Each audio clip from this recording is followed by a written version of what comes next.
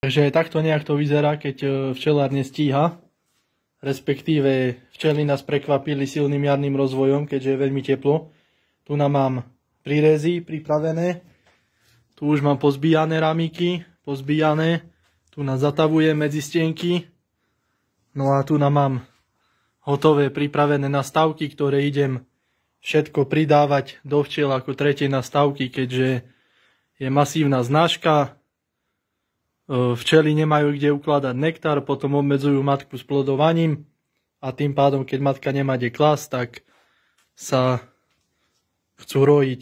Takže cez zimu som si urobil 280 rámikov, tak nejak okolo 28 kg medzi stienok som zatavil, ak to aj viacej bude rámikov okolo 300. No a nestačí.